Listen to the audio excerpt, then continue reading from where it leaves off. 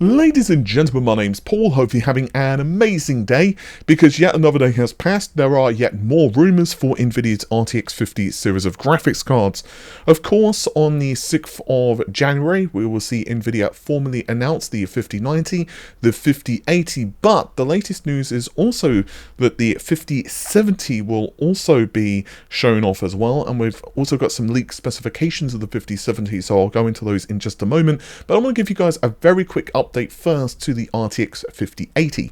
So previously, the rumor was that the 5080 and 5090 will both use the 28 Gbps modules. That's GDDR7, of course, but WCCF Tech actually has an update on this, and allegedly the modules for the 5080 will be 32 Gbps, but the 5090 will remain at 28 Gbps. So this means that the 5080 will basically have 1 terabyte per second of memory bandwidth. That's up quite significantly over the 736 gigabytes that was found in the 4080.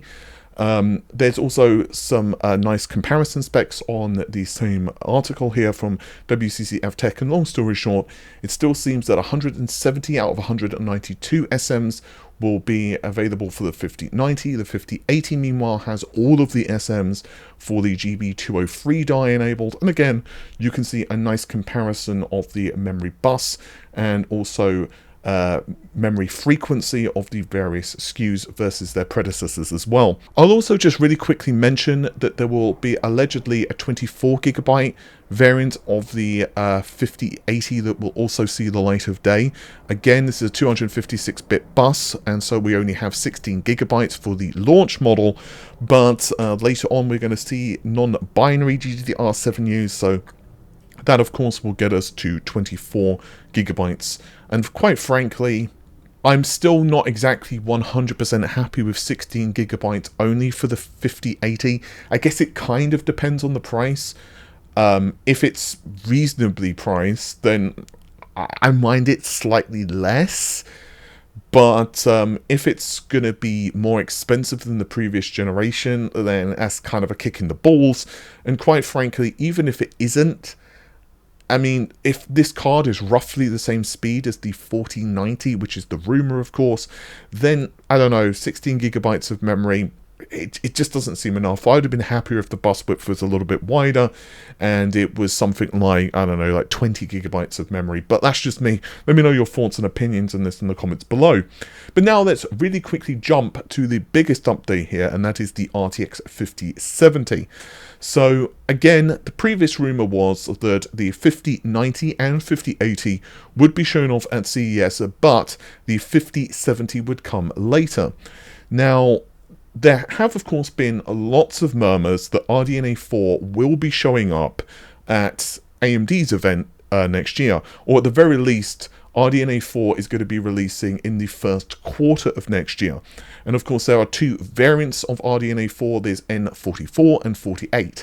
I won't go into all of the specifications, you can see them on screen, but TLDR, roughly speaking, it's going to be about the same speed, perhaps a little slower than the flagship N31 cards that are available right now. So I've heard roughly on between the XT and the XTX. Different leaks are pointing the card to be different levels of performance, but honestly, it doesn't really matter for the sake of this argument. Ultimately, whatever, we know that it's not going to be exactly nipping at the heels of the 5090, but this is probably why Nvidia are releasing the RTX 5070. My guess is that they're going to position this card to be price and performance competitive with RDNA 4 because it just makes a lot of sense. Now, the rumor is that the 5070 is going to only have 12 gigabytes of memory. I don't need to say to you guys that to me is quite disappointing, honestly. Because, again, the rumor is that the RDNA 4 cards are going to be roughly on par with the 7900 XT or XTX. Let's say it's the XT. 16 gigabytes of memory on a card that's that fast. Okay, that makes some level of sense, but 12 gigabytes? That seems not so good, really. Ooh, that's just not so good. However, there are 50 SMs on the GB205 full die. However, right now the core count for the 5070 has not been leaked. Now, interestingly, there's another thread that's on Twitter, because this is all from WCCF Tech. There's also another thread on Twitter. Coppertite 7 Kimmy is confirming that the RTX 5070 is going to be 250 watts, and also again that we will only see 12 gigabytes of memory.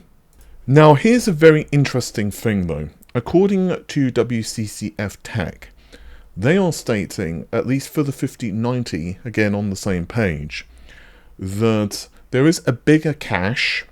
Obviously, larger cache in theory helps to offset memory bandwidth. This is admittedly under the 5090 section, but okay. And there is also memory compression techniques, new memory compression techniques. Unfortunately, it doesn't state what those memory compression techniques are. I mean, there's a lot of different avenues we could be discussing here. It could be anything from, you know, well, there's just so many things it's not even worth discussing, because it's just such an open-ended, you know, it's just such an open-ended topic. But it's going to be very interesting to see how well this thing is received in the market. Unfortunately, we also don't know clock frequencies. I've personally heard somewhere in the neighborhood of like low 3 gigahertz to maybe 3.3 gigahertz, but one, is that true? Two, was that a target and the target didn't get reached? And three, is that base or is that boost frequency? And even if it is boost, is it rated boost, or is it something that can kind of be hit just ever so occasionally? Because you guys probably know that if you're running a graphics card, you know, the boost clock will go everywhere. Like, are you running with ray tracing enabled? Because that can make a difference. Are you running with DLSS enabled? Because that can make a difference. How much are you pushing the GPU in terms of utilization? For example, if you're running 1080p on a 1490 on a pretty old game, GPU utilization isn't going to be quite as much as if you're running, say, Alan Wake 2 at 4K. You get the idea. All of this stuff can have really big implications on clock frequency, and yeah, so I'll be very interested to see what these GPUs are actually capable of. Again, I personally don't think these things are going to be cheap. I would love to be wrong, but I would be shocked if the 5080 and 5090 are cheaper than the current generation's cards. I would be absolutely shocked. The only card that I can maybe see being reasonably okay would be the 5070, and that's only A, if AMD are also going to be pretty competitive with their pricing, and B, that the 5070 is not significantly more, significantly faster than RDNA 4. So it's going to be very interesting to see how all of this plays out. Again, while I do love the high-end, you know, bleeding-edge GPUs, I also do think that it's very important, particularly at this point, that we have competitive mid and even lower-end cards. Like, for example, I don't know, the 4060, 4070 class right now. You know, they're great, but we just need a ton of competition in the market, so hopefully Battle Mage will be good as well. With that said, guys, hopefully you've enjoyed the video. Again, sorry for not being on camera for this one. I honestly was working on a completely different script, so that's just how I wasn't really intending to record today, but here we are. But back to normal tomorrow. Take care of yourselves, have an amazing day, stay safe, bye for now.